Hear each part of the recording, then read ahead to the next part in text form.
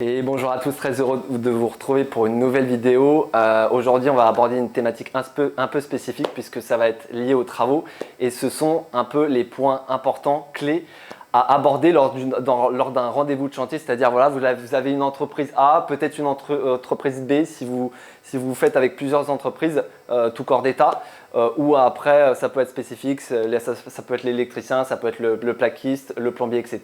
Donc, quels sont les points importants à aborder? Premièrement, déjà voir tout ce qui est à compte, paiement, devis, c'est très important. Déjà, confirmer, normalement le devis est déjà validé dans un premier temps, mais c'est bien de revoir pour valider un peu les points spécifiques détaillés.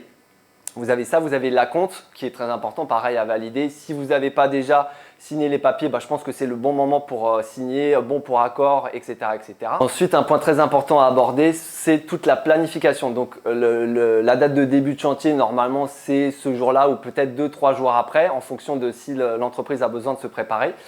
Vous avez ça, vous avez toute la planification entre les différents corps d'état, donc que ce soit le plombier, que ce soit le plaquiste, que ce soit l'électricien, ça c'est très important à voir. Tous ces points, notamment les dates jalons, est-ce qu'il y a des interférences entre chaque corps d'état? Donc là par exemple, c'est un point concret puisque là pour l'instant le placo n'a pas été posé, mais quand le plaquiste va intervenir, il y aura aussi le plombier et il y aura aussi l'électricien pour faire passer ces câbles. Ensuite, il y a tout ce qui est fourniture. Ça, c'est très important. Normalement, c'est vu en amont, mais si ce n'est pas déjà vu, vous voyez ça avec vos différents artisans ou entreprises, c'est-à-dire qui fournit quoi. Ça peut être vous qui fournissez, je ne sais pas, tout ce qui est plomberie. Nous, c'est d'ailleurs le cas.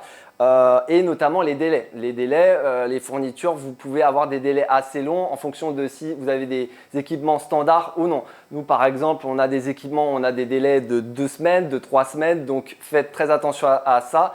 Prévoyez au maximum en amont pour que vous ne soyez pas embêtés après et que surtout les entreprises n'attendent pas que ce soit vous ou les d'autres corps d'état. Donc je reviens sur un point très important, tout ce qui est fourniture. Normalement, comme je vous l'ai dit, c'est déjà vu en amont, mais voilà, faites un bon point avec vos artisans ou entreprises qui fournit quoi et notamment la qualité des fournitures et équipements.